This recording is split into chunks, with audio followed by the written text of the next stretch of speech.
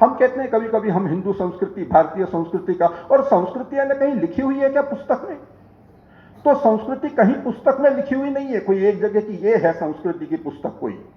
तो संस्कृति ये विकसित होती है धीरे धीरे। दो शब्द चलते हैं, एक है मूल्य और एक कीमत। ये मूल्य और कीमत में जब पूछते हैं कि मूल्य और कीमत में अंतर क्या है, तो सहज व्यक्ति कहता है कि वो ये तो समानार्थी शब्द है, या फिर अपनी बुद्धि से लगाता है वो उसको अंतर बताता है।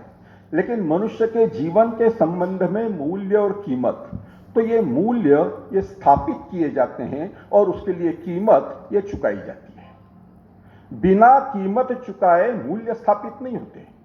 उदाहरण के लिए देखेंगे अपन तो प्रभु रामचंद्र जी, दूसरे दिन राज्याभिषेक होने वाला, एक दिन पहले उनको कहा जाता है कि आपको जंगल में जाना है।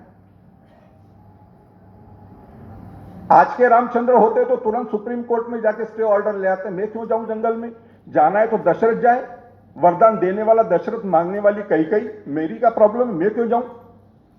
उस समय के सुप्रीम कोर्ट है, विश्वामित्र, वशिष्ठ, वाल्मीकि, ये सारे सुप्रीम कोर्ट होते थे, हाई कोर्ट के जज, और ये दे भी देते निर्णय, या फिर इमरजेंसी लगा देते, दशरथ की गर्दन उड़वा देते, कैकेयी को जेल में डाल देते और बड़ा आराम से शासन करते। लेकिन यदि राम जी वैसा करते तो आज हम घर घर में रामायण नहीं पढ़ते। तो राम के ऊपर इस प्रकार के संस्कार हुए थे कि पिताजी के दिए हुए वचनों का पालन करने के लिए और मां की आज्ञा का पालन करने के लिए स्वयं ने राज्य ठुकराकर 14 वर्ष का वनवास स्वीकार किया। इतनी बड़ी जब कीमत चुकाई तो एक मूल्य स्थापित हुआ, पुत्र हो तो राम जैसा। पर यह किसके कारण? संस्कार के कारण। भरत को 1, 2 साल, 5 साल नहीं, 14 साल के लिए राज्य मिल गया था। आज का भरत होता तो 4 गुंडों को जंगल में भेजकर मर्डर करवा देता राम का, और 24 नहीं 40 साल राज करता।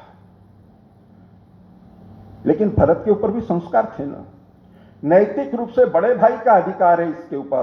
परिस्थिति के कारण उसको यदि जंगल में जाना भी पड़ा तो स्वयं ने नंदीग्राम में रहकर, वनवासी के वेश में रहकर राज्य का कारोबार चलाया। और जैसे ही रामचंद्र जी फिर से लौटने हैं, चदरिया जू की तू धर दीनी। इतनी बड़ी जब कीमत भरत ने चुकाई तो एक मूल्य स्थापित हुआ, भाई हो तो भरत जैसा। ये तो पौराणिक बातें हो गई। हमने सुने हैं 2 छोटे छोटे बच्चे 9 और 7 वर्ष की वही थी, समय खेलने खाने का, किंतु समाया था इनके सर सौदा शीश कटाने का। हुए न विचलित लालच में, तलवारों में फुसलाने में, चुने खड़े हैं आज तलक जो सरहद की दीवारों में। कौन थे? जोरावर सिंह फतेह सिंह। उम्र क्या थी? एक 7 साल का, एक 9 साल का। लेकिन मां ने, पिताजी ने, दादी ने जो संस्कार दिए थे, तो अपना धर्म नहीं छोड़ेंगे, मृत्यु स्वीकार कर लेंगे लेकिन धर्म नहीं छोड़ेंगे। इस आधार पर जिंदा चुनवा दिया गया, अपने जीवन की कीमत पूरी चुका दी, तो एक मूल्य स्थापित हुआ। बालक हो तो जोरावर सिंह फतेह सिंह जैसे।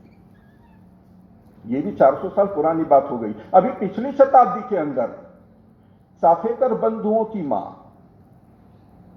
उस माता के 3 पुत्रों को अंग्रेजों ने बलिवेदी पर चढ़ा दिया था, फांसी पर लटका दिया था। लेकिन जब भगिनी निवेदिता मिलने के लिए जाती है और मां रोने लगती है, तो मां रोते हुए यह कहती है कि मैं इसलिए नहीं रो रही हूं कि मेरे 3 पुत्र शहीद हो गए, मैं इसलिए रो रही हूं कि उन्होंने जो काम किया है वो अभी अधूरा है, उसको कौन पूरा करेगा। इसलिए भगवान ने मुझे 7 पुत्र क्यों नहीं दिए, इन 7 को मैं भारत माता की बलिवेदी पर बलिदान कर देती। इतनी बड़ी जब कीमत चुकाती है वो मां, तो एक मूल्य स्थापित होता है। मां हो तो साफेकर बंधुओं के मां जैसी। और इन सारे मूल्यों को यदि एकत्रित कर लिया जाए तो हमारी संस्कृति बन जाती है। तो संस्कृति और कुछ नहीं है।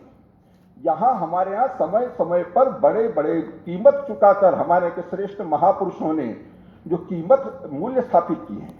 भामाशाह का नाम हमने सुना है, राजस्थान का ही था। वो तो एक व्यापारी था, लेकिन जिस दिन भामाशाह ने अपनी जीवन की पूरी कमाई प्रताप के सामने रख दी और कहा कि अब इससे तुम सेना बनाओ और अकबर से लोहा लो, उसी दिन से वो भामाशाह नाम की व्यक्तिगत संज्ञा आज विशेषण बन गई।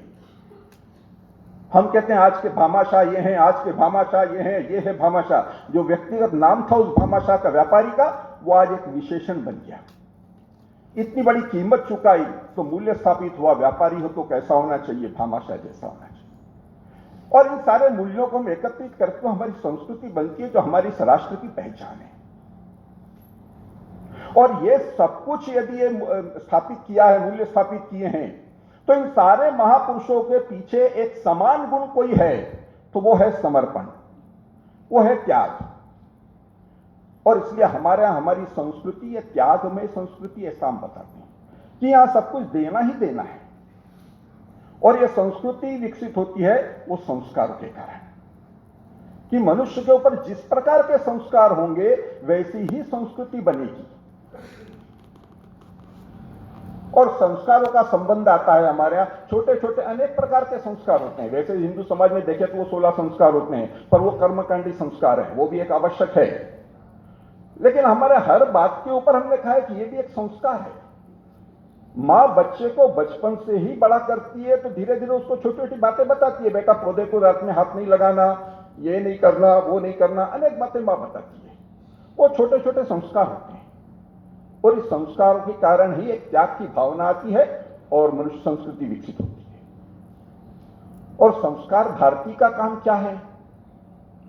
तो संस्कार भारती में हमारे यहां इस प्रकार की अनेक कलाएं बताई है, जिन कलाओं के माध्यम से संस्कार होते हैं। क्योंकि संस्कार ये पढ़कर भी होते हैं, संस्कार सुनकर भी होते हैं, संस्कार देखकर भी होते हैं, और संस्कार कुछ करके भी होते हैं। तो इसलिए हमारे यहां इतने प्रकार की कला हैं, 64 प्रकार की कलाएं हमारा कहा जाता है। उन कलाओं के माध्यम से भी संस्कार होते हैं। मनुष्य जैसा गाएगा वैसा बनेगा। हमारे गीत संगीत के अंदर इतनी ताकत है कि मनुष्य को पौरुषहीन भी बना सकती है और पौरुषवान भी बना सकती है। प्रश्न है आप क्या गाते हैं और कैसा गाते हैं। यदि दिन भर आप गाते रहें, संगीत के अंदर यह भी एक कला है, सारे रस उसमें मिलते हैं। अब यदि हम संगीत हर समय जीवन भर यही गाते रहेंगे कि जब दिल ही टूट गया अब जीकर क्या करें, अब ऐसा गाते रहेंगे तो ये गीत कौन सा संस्कार देने वाली है कि इस दिल के टुकड़े हजार हुए, कोई यहां गिरा कोई वहां गिरा। तो इससे कुल मिला के मन के अंदर एक निरुत्साह पैदा खड़ा होगा कि अब जीकर क्या करें। बोले चौथी मंजिल पे जाओ, छलांग लगा दे, अब जी कर क्या करेगा तू? सीधी सी बात है।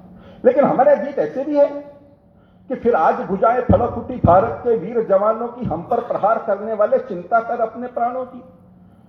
खन खनन खनन खिंच गए खड़ग खड़ खड़ खड़, खांडे खड़क उठे क्षत्राणी के, रुद्राणी के भुजदंड क्रोध से फड़क उठे। सुरभि थदकी फिर फबक फबक उठ खड़ी हो गई ज्वाला सी, बालक को कटी से बांध लिया तलवार खींच ली ज्वाला सी। ये भी एक गीत का प्रकार हो सकता है। जब गीत गाते हैं तो वैसा हमारे अंदर संस्कार होता है। और ऐसे यदि गीत गाएगा तो आत्महत्या कोई करने नहीं जाएगा, दूसरे की हत्या करने जा सकता है, लेकिन आत्महत्या पक्के में नहीं करेगा वो। फिर गीत हमारे ये भी गाते हैं कि देश हमें देता है सब कुछ, हम भी तो कुछ देना सीखे।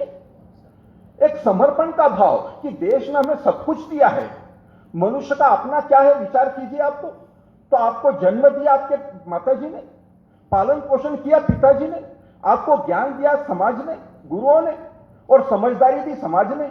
आपका अपना क्या है? आपका अपना कुछ भी नहीं है। लेकिन फिर भी मनुष्य अपना एक अंदर एक अहंकार डाले बैठता है कि ये मेरा है।